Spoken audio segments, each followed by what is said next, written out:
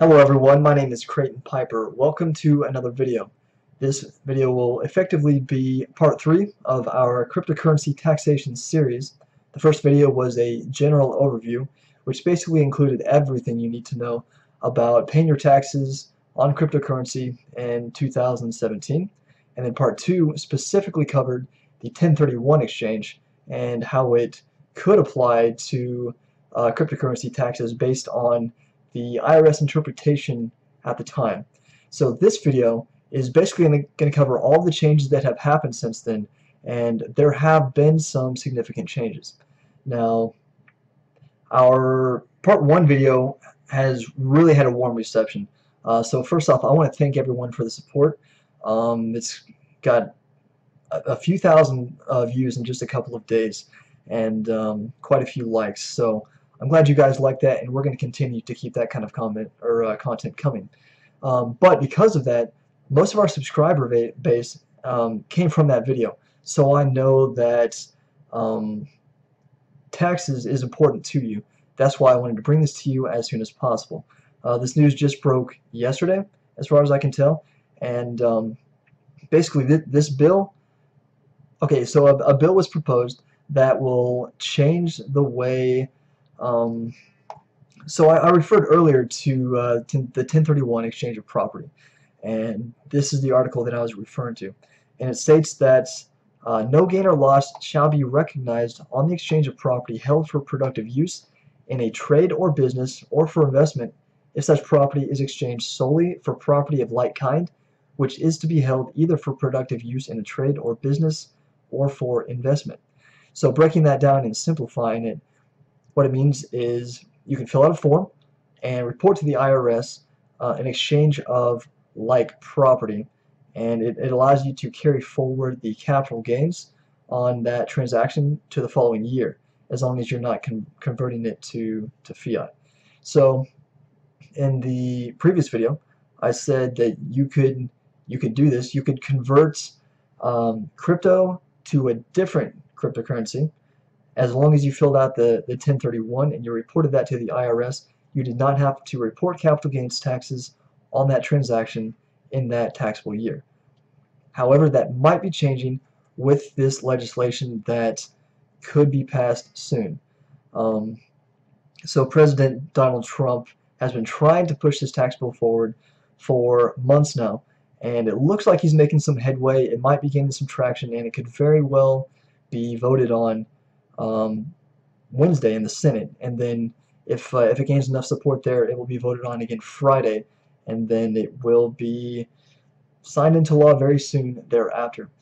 So basically, what this bill is going to change is some wording. It's going to change one very small word, but it's going to have massive ramifications on how cryptocurrency taxes are reported. So here's what's going to change. Section 3303, like-kind exchanges of real property. This is straight from congress.gov. This is the 115th Congress, House Bill 1.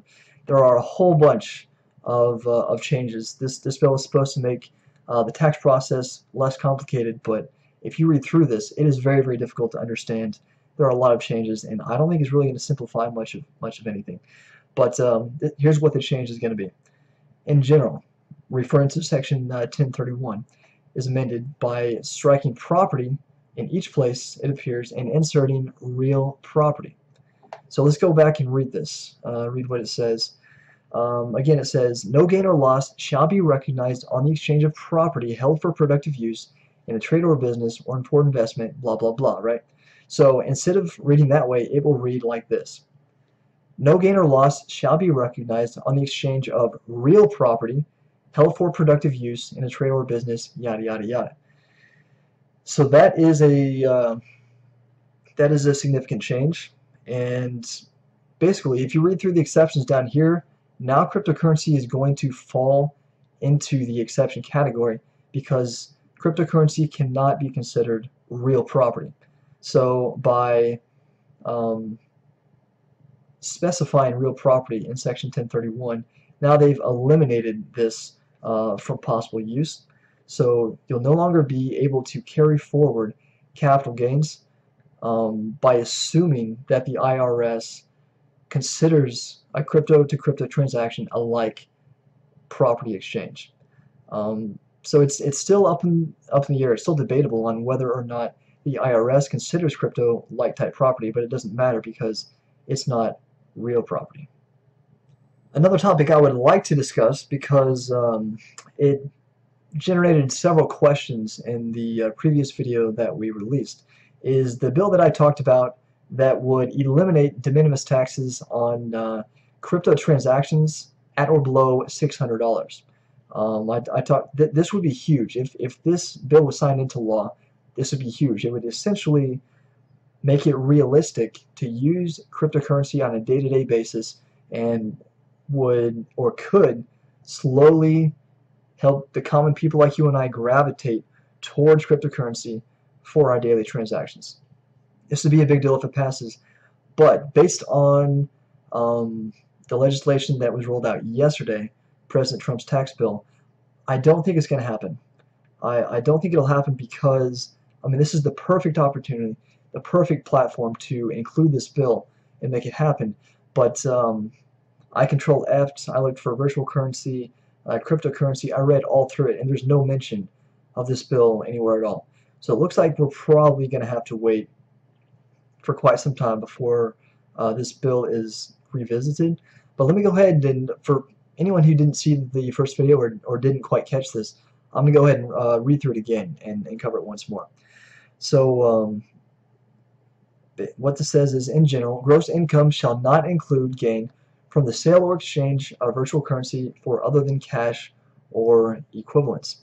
The purpose of this bill is to amend the Internal Revenue Code of 1986 to exclude from gross income de minimis gains from certain sales or exchanges of virtual currency and for other purposes.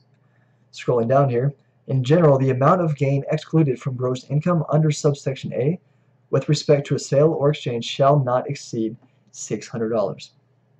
Again, breaking this down, simplifying it, this would allow you to make microtransactions, go out, buy a hamburger, buy a hot dog, buy a pack of baseball cards, just conduct day-to-day transactions, typical stuff, and as long as that transaction does not exceed the $600 threshold, you would not have to report capital gains taxes on the profit, if there is any, the profit that you are realizing by conducting that transaction.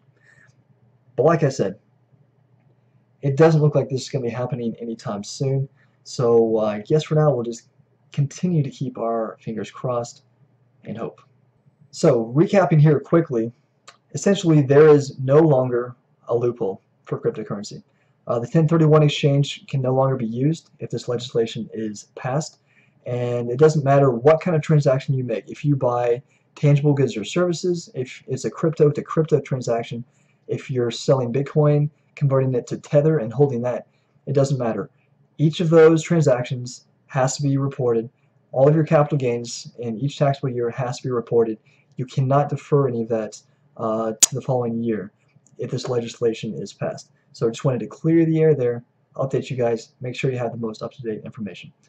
Once again, I want to thank you guys for the incredible support that we have received lately. It's really motivating to see this happening. It's a good reward for what I feel has been some hard work on our part. But anyways, we're going to continue to keep the content coming and keep you updated as much as we possibly can. And hope you guys have an awesome week and stay healthy and get rich. Catch you guys later. Peace.